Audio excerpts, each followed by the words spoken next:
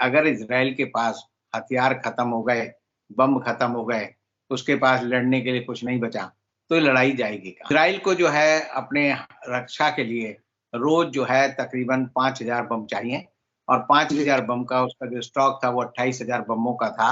वो तकरीबन उसमें से काफी वो इस्तेमाल कर चुका है। नमस्कार, हिंद वॉइस में आपका स्वागत है। मैं इकराम, हमारे साथ मौजूद हैं एडवोकेट रविंद्र कुमार जी। बात करते हैं 6 दिन से जो इजराइल और फिलिस्तीन की जंग चल रही है उसके ताजा अपडेट को लेकर। कुछ आंकड़े हमारे सामने, कुछ खबरें आ रही हैं सूत्रों के हवाले से, जिसमें ये कहा जा रहा है कि इजराइल के पास अब हथियार की कमी पड़ रही है और ऐसे में अमेरिका ने बड़ी चिंता जताई है।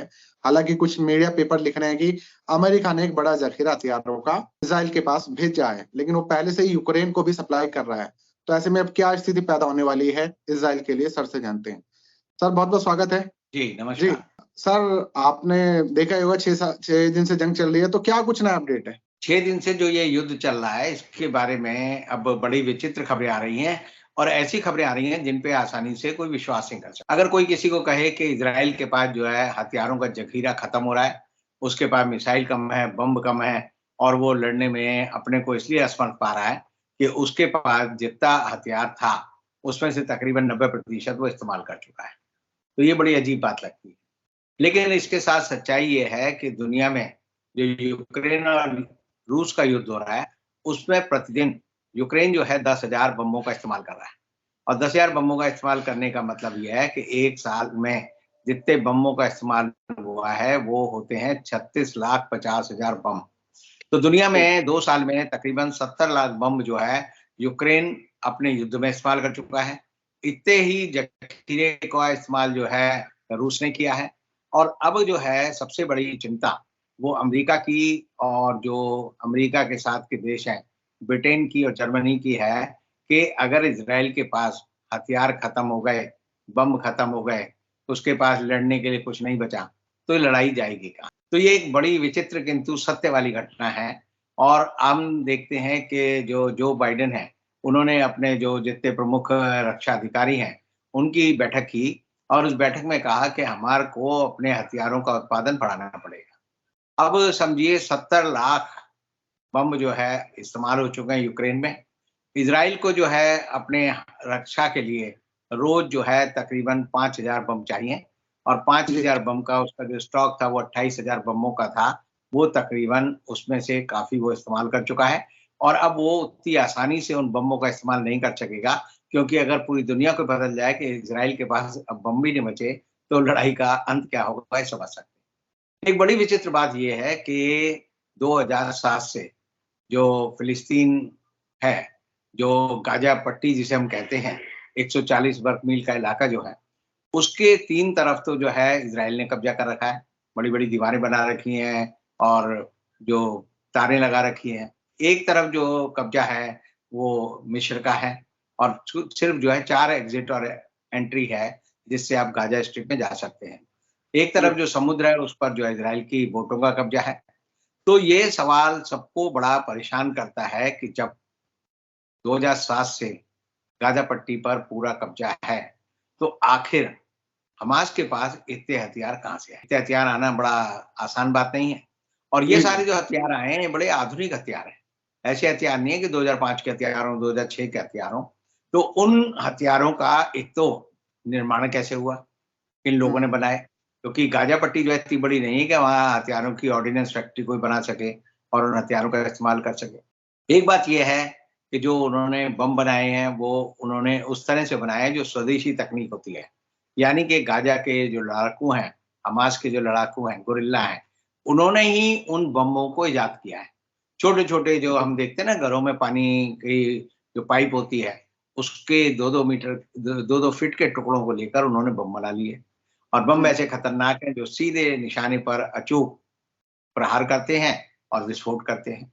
तो ये सारी बात जो बार-बार आ रही है कि गाजा में इतने हथियार हमास के जो प्रमुख हैं, इस्माइल, उन्होंने कैसे इकट्ठे किए और ये कहाँ से आए?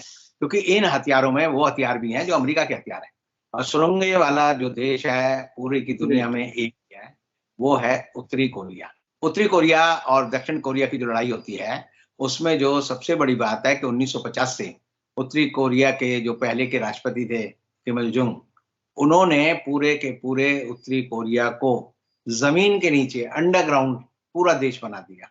अंडरग्राउंड लोग रहते हैं, अंडरग्राउंड मार्केट है, अंडरलाइन लोग अंडरग्राउंड जो आते जाते हैं, और ऊपर से देखो तो सिर्फ पहाड़ नजर आता है। तो यही तकनीक जो है हमास ने उत्तरी कोरिया की ली और पूरे के पूरे गाजा पट्टी में इसी तरह अंडरग्राउंड सुरंगें बनाई, अंडरग्राउंड बंकर बनाए, अंडरग्राउंड जो है फैक्ट्रियां हैं। और अंडरग्राउंड फैक्ट्रियों की ये बात जो है अगर आप देखेंगे तो एक बड़ा आश्चर्य आपको ये होगा कि हमास ने ये टेक्निक सबसे पहले ईरान को दी। ईरान ने जो अपने हथियार हैं, अपने जो हवाई जहाज के बेस हैं, अपने जो कारखाने हैं, जहां पर वो हथियार बनाता है, ड्रोन बनाता है, वो भी सब अंडरग्राउंड है। और वो सब अंडरग्राउंड है, बाहर से पता ही नहीं चलता कि अंदर कोई तैयारी है। और इसीलिए जब अमेरिका ने, आपको याद होगा कि जो जनरल सुलेमानी की मर्डर किया था जनवरी 2020 में, तब जो है एक जो प्रतिक्रिया आई थी वो ये आई थी कि ईरान ने तब तय किया था कि हम अमेरिका से जनरल सुलेमानी की मौत का बदला लेंगे। उसके बाद अमेरिका ने इजराइल के साथ मिलकर वहां के जो परमाणु वैज्ञानिक थे जो इन मिसाइलों को बनाते थे, उनकी हत्या जो है तेल अवीव में बैठकर की थी, रिमोट से की थी, वाईफाई से की थी। और वो एक बड़ा विचित्र मामला था कि दूर एक ट्रक आकर खड़ा हुआ और उसने जिस रास्ते से उनका गुजरना था, तो ड्राइवर ने जैसी गाड़ी धीमी की तो ट्रक से मिसाइल निकली और उसने उनकी गाड़ी को निस्ता नाबूद कर दिया और उनकी मौत हो गई। तो ये दो घटनाएं हैं 2020 की और 2021 की, जिसके बाद ईरान ने तय किया कि हम जो है इनसे बदला लेंगे। और बदला लेने के लिए ईरान के बारे में लोगों को ये था कि ईरान खुद बदला लेगा, लेकिन ईरान ने खुद बदला नहीं लिया। उसने क्या किया, सबसे पहले यमन के साथ एक समझौता किया, यमन को अपने हथियार दिए और यमन ने जो हथियार उनको मिले वो हथियार उन्होंने हमास को सप्लाई किए। और हमास के पास वो सप्लाई कैसे किए आप समझ सकते हैं कि उन्होंने अंडरग्राउंड टनल बना ली। और वो टनल कहाँ से बन सकती है, सीरिया से। तो सीरिया से उन्होंने टनल बनाकर, लेबनान से टनल बनाकर अपने सारे हथियार, अपने सारा बख्तरबंद जितना बारूद है, गोला है, और जितने ये हम देखते हैं कि ग्राइंडिंग जो मटेरियल है, वो सारा का सारा हमास को दिया।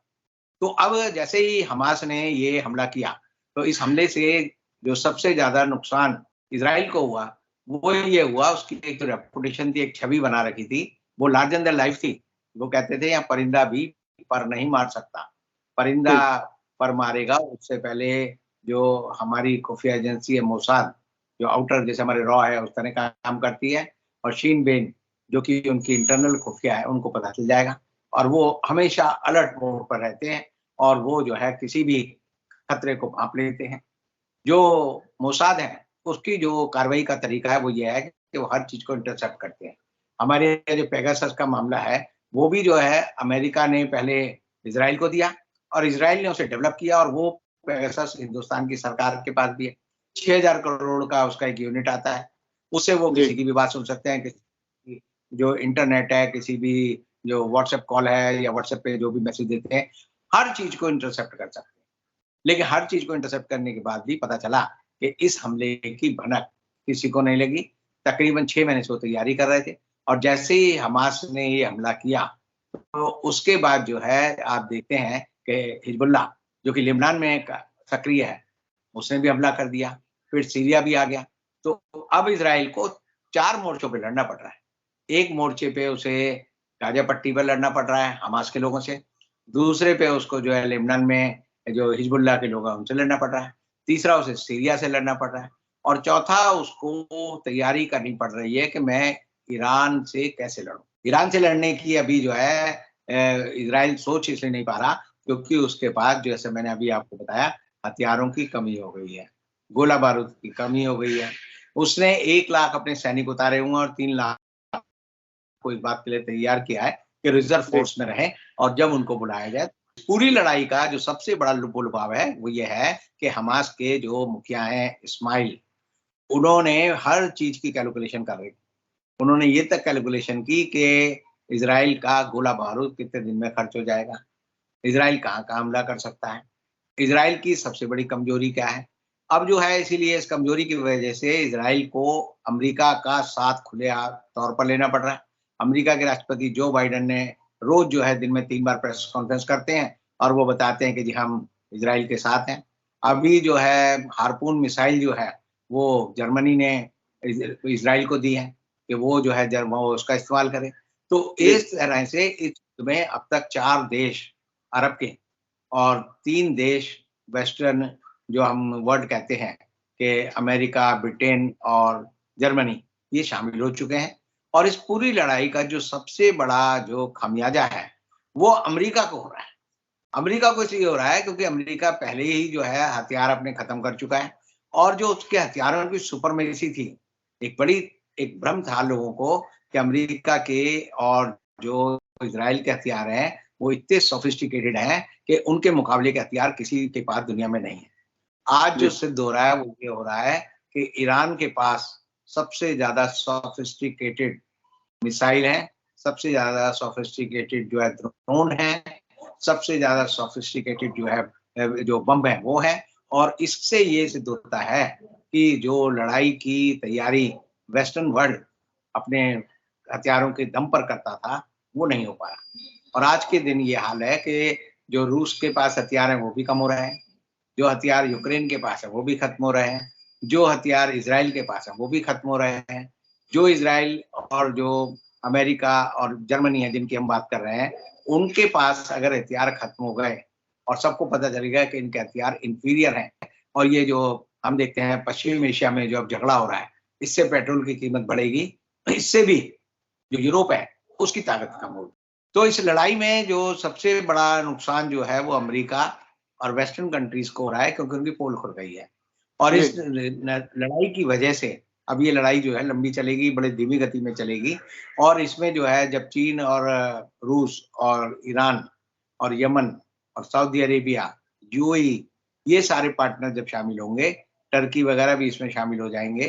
तो जब अरब लीग की अभी बैठक होनी है परसों, शुक्रवार को, अरब लीग जब इसमें एक फैसला लेगी कि हम जो है सब मिलकर फिलिस्तीन के साथ हैं, इज़राइल के खिलाफ हैं, तो आप समझ सकते हैं कि वर्ल्ड में जो पूरा का पूरा जियोपॉलिटिकल जो दृश्य है, वो बदल जाएगा। और उस बदलने का सबसे बड़ा नुकसान अगर किसी देश को होगा, तो वो इज़राइल और अमेरिका है, क्योंकि उनकी दादागिरी के दिन अब खत्म हो जाएंगे। बहुत-बहुत शुक्रिया सर। आपने फिलहाल जो बिल्कुल एक ताज़ा अपडेट है, लेटेस्ट है, किसी के पास ये जानकारी शायद नहीं होगी, वो जनता को दी है। तो नीचे आप लोग कमेंट कर सकते हैं, वीडियो को ज़्यादा से ज़्यादा शेयर कर सकते हैं। कल फिर रणधीर से बात होगी, तब तक के लिए दीजिए इजाज़त।